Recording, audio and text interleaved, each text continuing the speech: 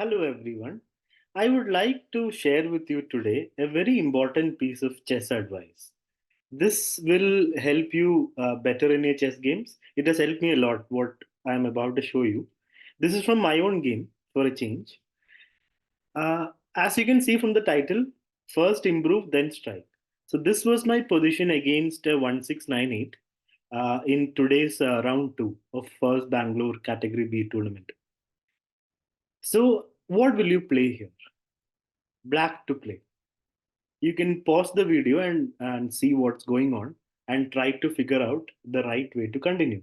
And then we will discuss the correct course of action.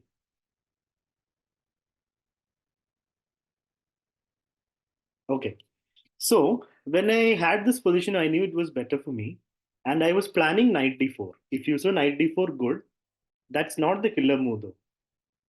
So knight d4 is not the end of the world. That we have to realize because we are threatening knight e2, we are threatening knight f3. So moving the rook doesn't help.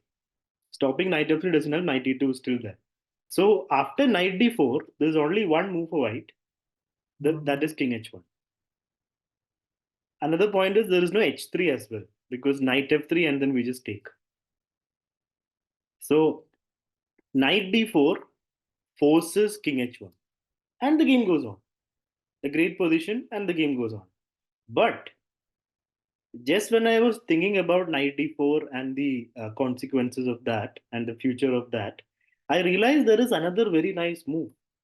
And when I saw it, I started looking at it and then I realized it's a winning move. It's a killer move. The killer move, if you saw it, then excellent. The killer move is bishop to b4. It's a skewer. So wherever the queen moves, we're going to take the rook.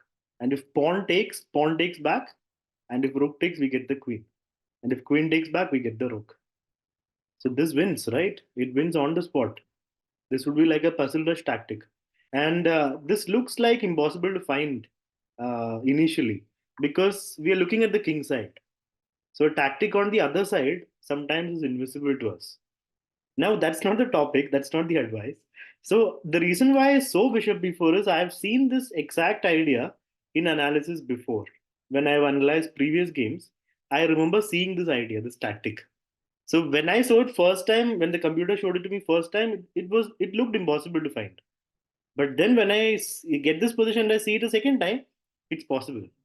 So that's one thing. Now, bishop b4 is not the best move in the position. And that's my advice here. So if you have a move like knight d4 and bishop b4, knight d4 forces king h1. So our knight is becoming active. And his king is going to her king was going to the corner. And then bishop b4 is still there. So this doesn't go anywhere. It's still there. Because when we play knight d4, we have to make sure that there is no move other than king h1 for white. Then we should play knight d4. So instead of playing bishop b4 right now, I played knight d4. And because of the threats, only one move for white, king h1. And that makes the position better because the knight is now active. Ideas of knight f3 are always there. Knight f3, knight b3. It helps the position. So the position improved because the piece became suddenly more active. And then bishop b4. And here it's completely lost for white. If you check the evaluation, see, if you directly play, sorry, not here. Let me take you back here. Yeah, this position. If you directly play knight d4, it is minus 3.8. If you play bishop b4, it's minus 2.6. It's winning, but a piece coming into the game, a piece improving the position, makes it even more winning. So practically after knight d4, there was no chance for black, and she just crumbled in the next few moves. So if you are a Dutch player, then the next few minutes of this video will help you because what I played in this game is exactly what I've seen in a Simon Williams video. I've seen a few Simon Williams video on Dutch defense, and exactly what he told happened. So d4, f5, she plays g3, the main line. If you join the bishop, that's the best defense. Against the Dutch for white, best way to play for white. And now e6, the main line, knight f3, bishop e7, castles, and d6. c4, castles. So the move order can be different, but this is like the standard position after knight c3. Now, this is where the preparation from before came in handy. Basically, I knew the next three, four moves, the most natural moves, thanks to Simon. So, knight e4 was his recommendation, and that's what I play.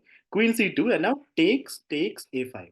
There's no way you can play this without knowing beforehand that this is the best way to play. The move a5 is so important, you see. In the opening, it doesn't seem like it's so useful to play a5. You might want to develop your pieces. But no, this is just preparation. A5 is very important and it became handy later. Because of A5, bishop b4 trick worked. It wouldn't have happened if A5 was not there.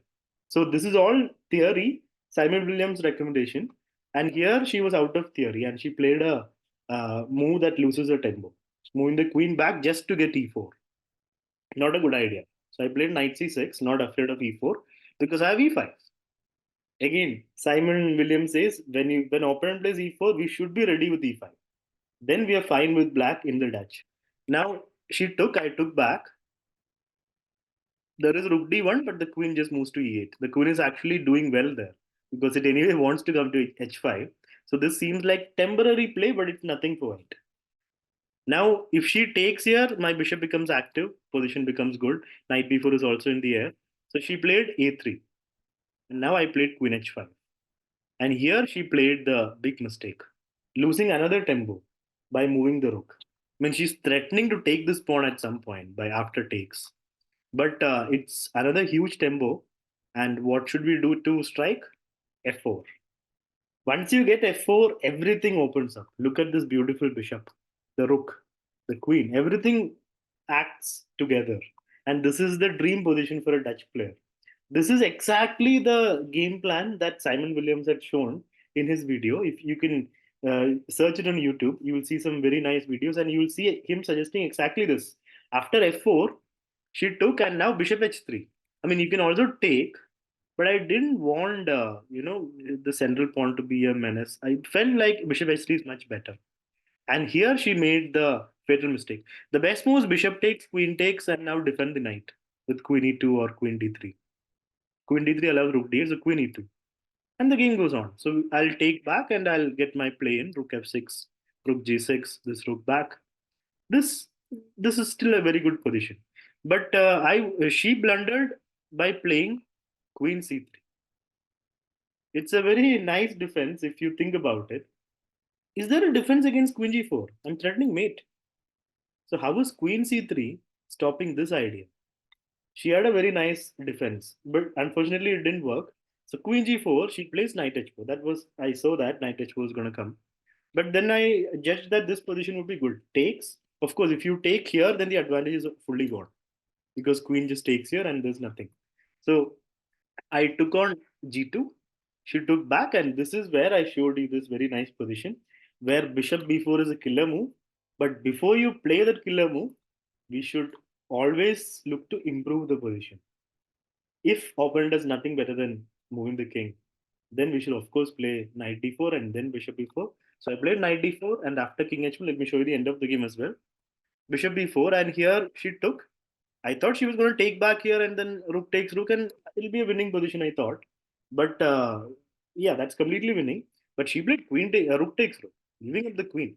That is completely lost because you see this knight is still very active. If this knight was in c6, then it's not as winning as now. Now rook takes, king takes, pawn takes, knight f3. Already problems again for white. Bishop check, the king moves, and now rook moves, and here comes checkmate. She resigned here. Queen h2 is checkmate. There's no way to stop it. Rook d7 is just one. When rook d7 is one check, but even that is not possible because of the queen. So it's all because of this knight that the position after takes became good for me. I didn't have to search for more play. It was already there because the preparation was done before. The improvement of the piece was done before. And that's how I won this game.